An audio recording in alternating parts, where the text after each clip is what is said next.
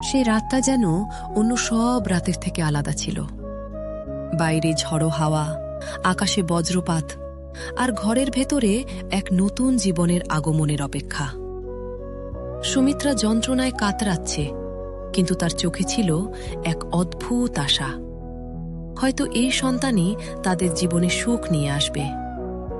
কিন্তু কিছু আশা এমন হয় যা জন্মের আগেই ভেঙে যায়, আর সেই ভাঙনের শব্দ কেউ শুনতে পায় না, শুধু অনুভব করা যায়। শুনুন, অনেক কষ্টের পর মা আর শিশু দুজনেই সুস্থ আছে, আর আপনাদের ঘরে একটা সুন্দর ফুটফুটে কন্যা সন্তান এসেছে। এত সুন্দর চোখ, যেন পুরো আকাশটা ওর চোখে লুকিয়ে আছে। কন্যা সন্তান? আবার কন্যা? আমি তো ভেবেছিলাম এবার আমার কপালে একটা ছেলে জুটবে। আমার বংশের নাম কে বহন করবে? কে আমার শেষকৃত্য করবে? আমার এত আশা, স্বপ্ন সব কি তাহলে শেষ হয়ে গেল? তুমি এভাবে বলছো কেন রঘু? সন্তান তো ঈশ্বরের দান, ছেলে হোক বা মেয়ে, ও তো আমাদেরই অংশ। ওর ছোট্ট মুখটার দিকে একবার তাকাও, দেখবে সব কষ্ট ভুলে যাবে। তুমি বুঝবে না, সমাজে আমার কি সম্মান থাকবে সেটা আমি ভালো করেই জানি। মেয়ে দিয়ে কি কখনো বংশ চলে? এই বলে রঘু সেখান থেকে বিরক্তি বোধ করে বিদায় নিল। সে একবারও নিজের মেয়ের দিকে তাকিয়েও দেখল না।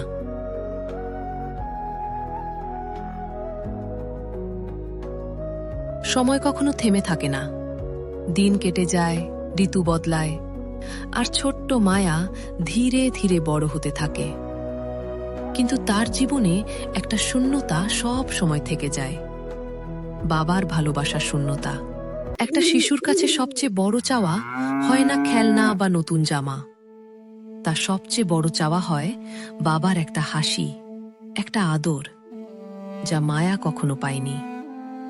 মা, আমি যখন স্কুলে যাই দেখি সবার বাবা তাদের নিয়ে কত খুশি থাকে, কিন্তু বাবা আমাকে কখনো কাছে ডাকেন না কেন? আমি কি খুব খারাপ কিছু করেছি? না মা, তুমি কোনো ভুল করনি। তুমি তো আমার জীবনের সবচেয়ে বড় আশীর্বাদ। তোমার বাবা শুধু নিজের মনকে বুঝতে পারছে না, একদিন ঠিকই সে বুঝবে তুমি কত মূল্যবান। তাহলে কি একদিন বাবা আমাকে কোলে তুলে নেবে, আমার মাথায় হাত রেখে বলবে, মায়া তুই আমার গর্ব? হ্যাঁ মা, সেই দিনটা আসবেই। অপূর্ণ ইচ্ছা মানুষকে অন্ধ করে দেয়, আর সেই অন্ধত্বে সে ঠিক ভুলের পার্থক্য বুঝতে পারে না।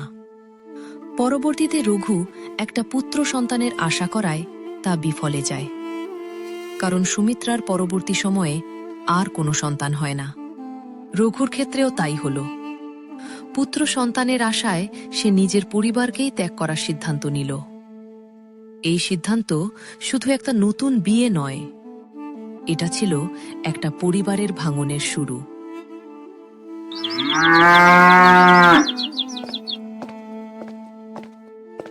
আমি আর এইভাবে বাঁচতে পারবো না। আমার একটা ছেলে দরকার, যে আমার নাম এগিয়ে নিয়ে যাবে। যদি এই ঘর থেকে সেটা না পাই, তাহলে আমি অন্য পথ বেছে নেব। তুমি কি সত্যিই আর একটা বিয়ে করতে চাও?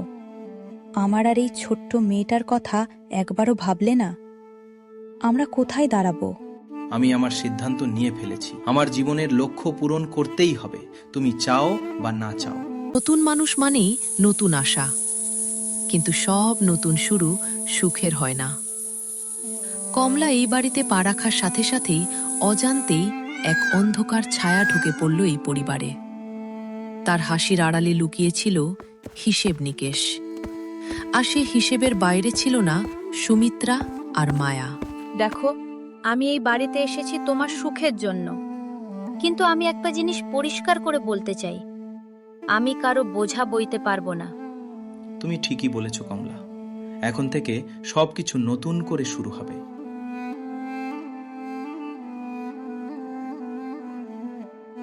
যেখানে ভালোবাসা থাকার কথা, সেখানে যখন ঘৃণা জায়গা করে নেয়, তখন একটা ঘর আর ঘর থাকে না, সে হয়ে যায় কারাগার। মায়ার ছোট্ট শৈশবটা ধীরে ধীরে হারিয়ে যেতে লাগলো কাজের চাপে, অপমানের ভারে। এই মায়া, সকাল থেকে বলছি কাজটা শেষ করতে। আমি চেষ্টা করছি কাকিমা। তোমার জন্মই হয়েছে বোঝা হয়ে থাকার জন্য। কিছু মানুষ নিজের স্বার্থের জন্য এমন খেলা খেলে যার পরিণতি অন্য কারো জীবনকে ধ্বংস করে দেয়। কমলা ঠিক তেমনই একটা খেলা খেলল, একটা মিথ্যে অপবাদ, যা মুহূর্তেই সব কিছু বদলে দিল। আমার সোনার গহনাগুলো সব শেষ হয়ে গেল। এই বাড়িতে চোর ঢুকেছে। কে করেছে এই কাজ? কে এত বড় সাহস দেখালো? এই বাড়িতে বাইরের কেউ ঢোকার সুযোগ পায় না। যার চোখে আমি লোভ দেখেছি, সে ছাড়া আর কেউ এটা করতে পারে না। না বাবা, আমি কিছু করিনি, তুমি আমাকে বিশ্বাস করো। রঘু, তুমি কি সত্যি তোমার নিজের মেয়ের দিকে আঙুল তুলছ? এই মেয়েটা জন্মের পর থেকেই তোমার ভালোবাসার জন্য অপেক্ষা করেছে, আর আজ তুমি তাকে চোর বলছো? তুমি কি একবারও ভাবলে না এই ছোট্ট মেয়েটা, যে নিজের ইচ্ছেগুলোও কখনো মুখে আনে না, সে কি করে এত বড় অপরাধ করতে পারে? চুপ করো তুমি। মুখে মুখে কথা বলা আমার। কেন চুপ করব? আমি এই মেয়েকে নিজের হাতে বড় করেছি। আমি জানি ওর চোখে কোনো লোভ নেই, শুধু ভালোবাসা আছে। আর সেই ভালোবাসাটাকেই আজ তুমি অপমান করছো। আমি কিছু শুনতে চাই না। প্রমাণ তো সবকিছু বলছে।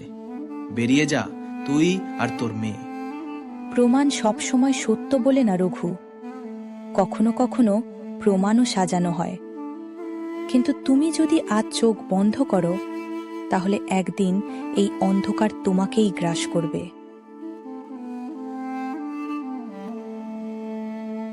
এই বলে সুমিত্রা ও তার মেয়ে মায়া মনের দুঃখে সেখান থেকে চলে গেল। তারা কোথায় যাবে? তাদের কোনো ঠিকানা নেই। তাই তারা বেছে নিল জঙ্গলের মধ্যে একটা কুঁড়ে ঘর। রাত নামতেই সেখানে নামল বৃষ্টি। তারা দুজন নিজেদেরকে জড়িয়ে ধরে একে অপরকে নিজেদের দুঃখ বলতে লাগল। তারা এটাও জানত না যে তারা কিভাবে পেট চালাবে, কিভাবে এই হিংস্র জীবজন্তুর মাঝখানে থাকবে। এইভাবে সময় বাড়ল। সুমিত্রা গ্রামের বাজারে সবজি বিক্রি করে নিজেদের সংসার চালাতে লাগল। মায়াও এমনকি সুমিত্রার সাথে হাত লাগিয়ে সাহায্য করে দিত। আর বাকি সময়টা সে খুব মন দিয়ে পড়াশোনা করতে লাগল, কারণ সে জানত তাকে বড় মানুষ হতে হবে, ভালো চাকরি করতে হবে। মায়া পড়াশোনা করে শহরে একটা ভালো চাকরি করতে লাগল। সে সেইটা করে দেখালো যেটা অন্যান্য পুরুষরাও করে দেখাতে পারে। আর অপরদিকে রঘুর একটা পুত্র সন্তান জন্মগ্রহণ করলেও তার কোনো কর্মের দিকে নজর থাকে না। সারাদিন গ্রামের এদিক সেদিক টোটো করে ঘোরাঘুরি করতে থাকে। রঘুর কথা শোনে না কোনো সময়। তার জন্য রঘুর মনের মধ্যে একটা অস্বস্তি বিরাজ করে এবং তার মন মানসিকতার ও শারীরিক দুর্বলতা বাড়তে থাকে। সত্য কখনো লুকিয়ে থাকে না, কিন্তু কখনো কখনো তাকে সামনে আসার জন্য একটা সুযোগ লাগে, একটা ছোট্ট ভুল। আর সেই ভুলটাই করেছিল কমলা। রঘুদা, আমি এতদিন চুপ ছিলাম কারণ আমি নিশ্চিত ছিলাম না, কিন্তু আজ আর চুপ থাকতে পারছি না। সেদিন রাতে আমি নিজের চোখে দেখেছি বৌদি নিজের গহনাগুলো লুকিয়ে রাখছিল বাড়ির পেছনের পুরনো মাটির হাড়ির ভিতরে। তুই কি বলছিস? এটা কি সত্যি? আমি এক্ষুনি যাব কমলার কাছে। কি করে করলে সে কাজটা এত বছর ধরে? তবে কি আমি, এই কি সর্বনাশ হয়ে গেল! নিজের স্বার্থের জন্য এত বড় মিথ্যে বলেছিলে? কেন করেছিলে এই নাটকটা? একটা মেয়েকে তার বাবার কাছ থেকে তুমি এতটা বছর দূরে রেখেছো। কি করে তুমি এটা করতে পারলে? হায়, আমি এবার কি করে মায়ার সামনে যাব? আমি এটা ইচ্ছে করে করিনি।